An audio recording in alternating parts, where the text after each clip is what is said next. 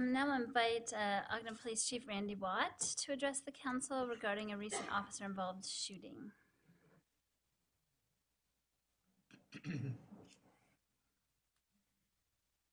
And we thought he was here for the budget. Acting Chair Chilberka and members of the City Council, thank you for this opportunity to address you this evening. Over the last few weeks, since the August 16th officer-involved shooting in the 3100 block of Gramercy Avenue, there's been a great deal of rhetoric and hyperbole spread about in regards to this situation. We have deliberately not gotten involved other than to release the body camera video once the investigators cleared us to do so, as we wanted to have the fullness of the investigations behind us before we entered the public discourse. By law, the Weber County Attorney's Office is required to conduct an investigation into any law enforcement shooting occurring in this county. The purpose of that investigation is to determine if the shooting was justified under the laws of the state of Utah and whether or not any criminal wrongdoing took place. At the same time, an internal affairs investigation is conducted by the involved department in order to determine if law and policy were followed. The Ogden Police Department's internal affairs investigation is complete and has found the officers to have acted within law and policy. The Weber County Attorney's investigation is not yet complete, as the investigators have not received the toxicology reports from the state lab, and it is unknown when those reports will be available. However, I have spoken with the Weber County Attorney, and he has verbally cleared the officers in this case. As a result, we are in the process of returning the officers to duty in accordance with our process under our policies. This situation was a tragedy for the family, and our hearts go out to them. No one should have to go through this, not the suspect's family, nor the officers involved and their families. It is a national statistic that 10 to 50% of police officers involved in taking another human life leave the job within 2 years. The variation in those statistics has to do with a number of things, such as department size, numbers of incidents, amount and effectiveness of training, availability of peer and counselor support, and community support. What the statistics do readily point out is that no officer wants to do this, to be involved in the taking of another human being's life. Like those on the deceased family's family, the impacts are long felt. It is unfortunate that the family's emotions have been harnessed by a few with a pre-existing political agenda. Much of the rhetoric and hyperbole over this case has been directed at you, the council, and the police department for political purposes and to support an extreme counter-policing agenda. I'd like to set the record straight. The Ogden Police Department's officers are among the most effective de-escalators in this state. From January 1st, 2018 through August 1st, 2019, the Ogden Police Department handled approximately 165,000 calls for our service. Among those calls were 24,856 high-risk calls involving confrontations with individuals with a potential for violence or engaged in acts of violence. OPD officers use less than lethal force to resolve these situations only 128 times, or 0.5%. OPD officers discharge their firearms 6 times, or 0.02%.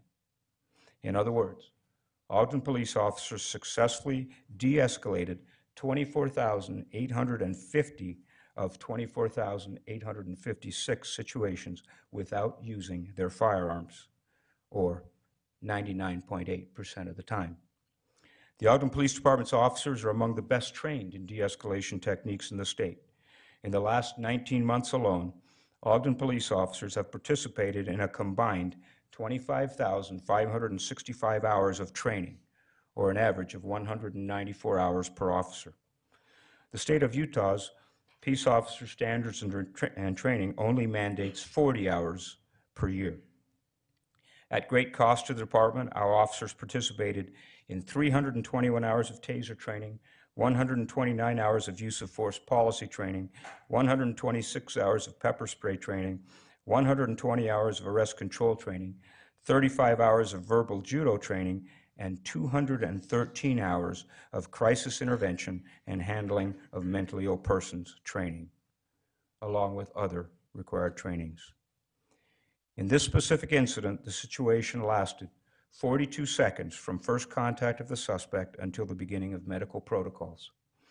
From the time the suspect flipped open the knife and began aggressively moving toward the officers until the shots were fired was approximately 10 seconds. During that time, the officers were retreating and issuing verbal commands to stop and to drop the knife. 3 of the 4 officers had backed up as far as they could go as they had backed across the street and were up against vehicles parked curbside. Behind the officers were approximately 20 people who were at risk.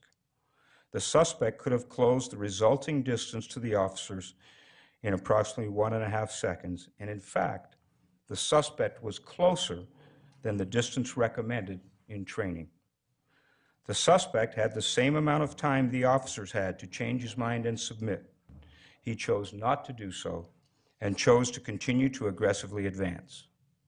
Time, distance, the knife, the aggressive actions and continued advance of the suspect, the risks to third parties, or in other words, the chosen actions of the suspect gave the officers no other immediately available options than the course of action they took. In these rapidly evolving stress-filled events, there is no time for planning or coordination, and any suggestion of such by Monday morning quarterbacks is based on ignorance or political agenda. The officers each perceived a direct threat to themselves, their partners, and the persons behind them, and each took independent action to ensure the situation was resolved immediately. They did not consider, nor was there time to consider, anything other than the taking of such action. Each officer fired independently and ethically within law and policy to neutralize a dangerous threat.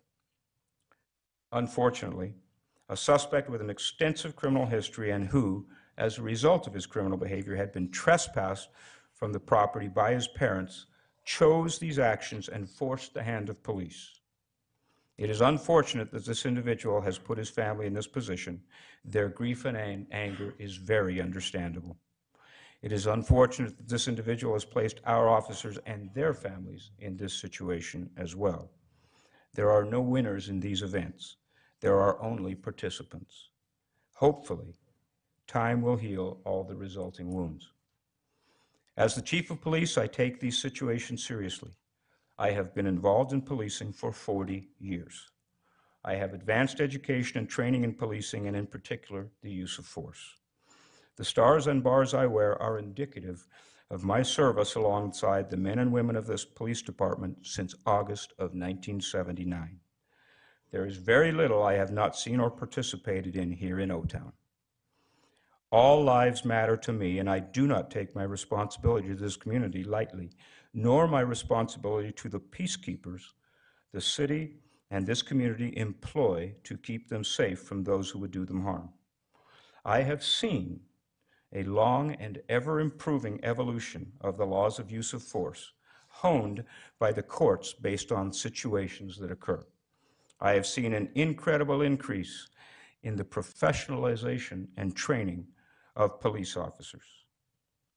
The Ogden Police Department regrets that our sworn duties and responsibilities sometimes, on rare occasion, require us to use deadly force in order to save lives, including our own. We hope and pray that it will continue to be a rare occurrence. But let me be perfectly clear. I hope to never lead this department through another one of these tragedies. However, if and when a violent felon puts my officers in a position meeting the laws, ethics, and policies for the use of deadly force, and the officer or officers reasonably believe that deadly force is necessary in order to save lives, I expect them to follow their training in accordance with their duties and responsibilities. No officer of mine need wait to be bashed with a rock, cut or stabbed with a knife, shot at or shot in order to determine whether they should take action, and I will support them to my grave. Thank you.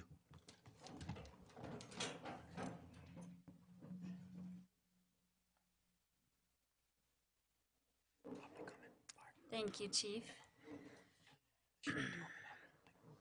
So now we will have public comment. Do you mind doing the I can do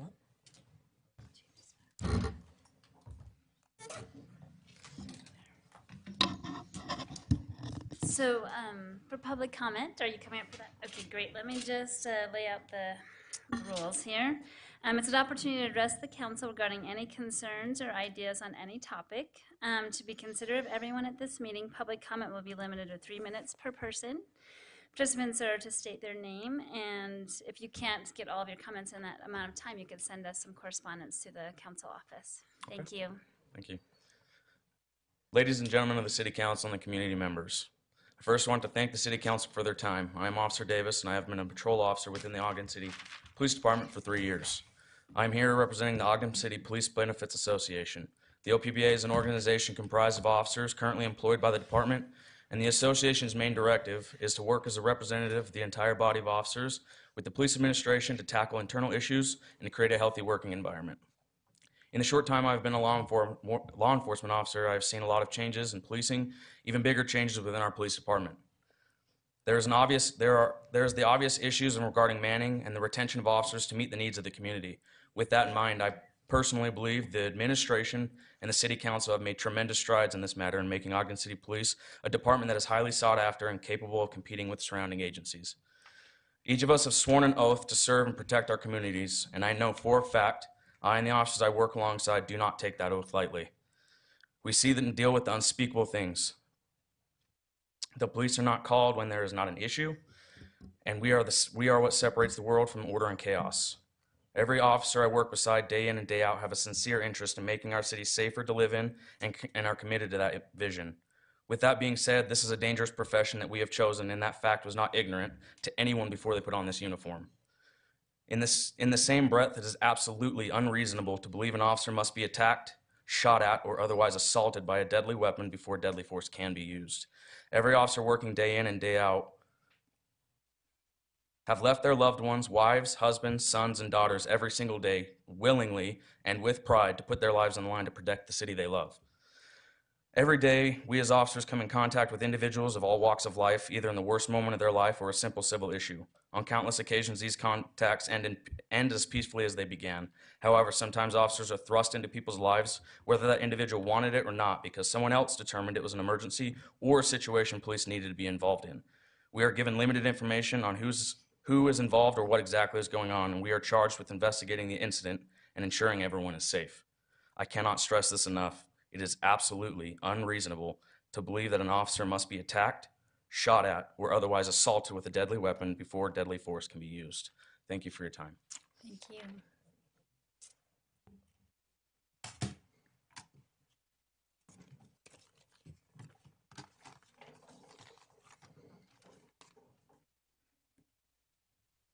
Ready? Okay. Thank you for your willingness to listen to the public and those who serve your community. My name is Derek Fisher, and I am the president of the Weedborough Fraternal Order of Police. We're here to address the Ogden City Council and the community of Ogden. The FOP is an organization focused on serving members through representation, relationship building with the communities we serve. Our lodge represents officers in all local and county agencies in Weber and Morgan counties, as well as other agencies. The FOP recognizes the efforts of the Ogden City Council make routinely, trying to make Ogden the best place to be.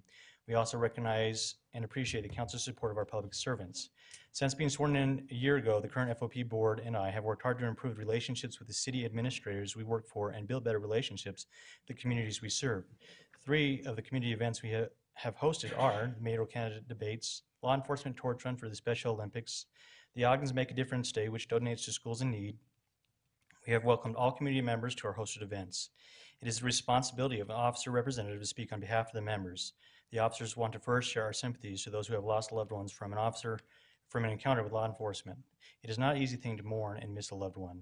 It is also not easy for officers to make those split-second decisions or deal with the psychological effects for the rest of their life. Officers suffer in so many ways from performing their duties. We are human too.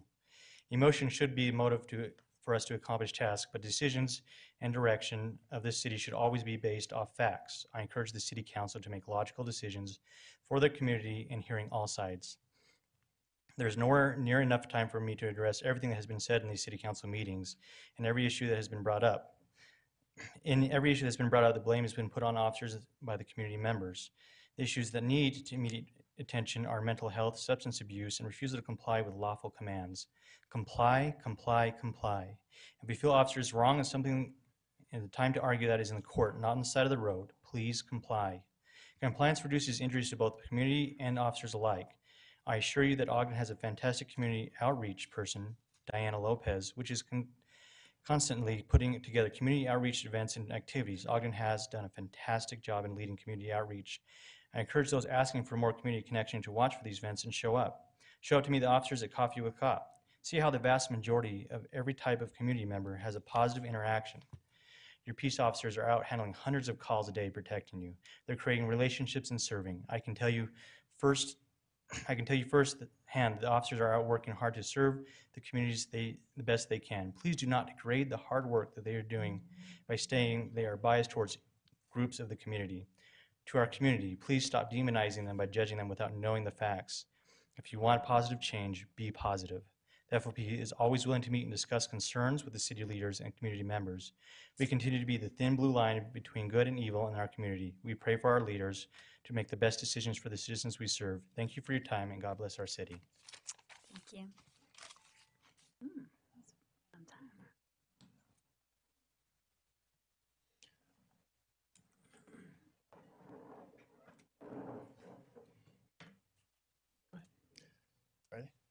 Council members, thank you for a moment to speak with you. My name is John Thomas. I'm a sergeant with the Ogden City Police Department, and I'm the Fraternal Order of Police representative for the department. I want to take a few minutes to address the topic of the Citizen Review Committee and the de-escalation procedures that have been discussed in the previous City Council meetings. On August 16th, there was an officer-involved shooting in the area of 32nd and Gramercy Avenue. This was a tragic event, and my condolences go out to the family. Since that time, emotions have run high. I asked the council to be cautious in making decisions based on emotions rather than facts. A review of that incident shows from the time the officers contacted the suspect to the time he was shot was approximately 10 to 15 seconds. That's a fact. The officers first used verbal commands, yelling several times for the suspect to drop the knife. This is a form of de-escalation. Had the suspect complied, the officers would have put their weapons away. Fact. You will see on the video that the officers backed up several feet to give the suspect room and time to comply with their commands. The suspect refused. Factual. The last fact is that the suspect controlled the situation. Had he complied with the officers, this would have ended much differently. Some community members have a misconception that police officers have no right to protect themselves, that before a police officer uses force, someone has to shoot at us or try to stab us before we can defend ourselves. This is not the case.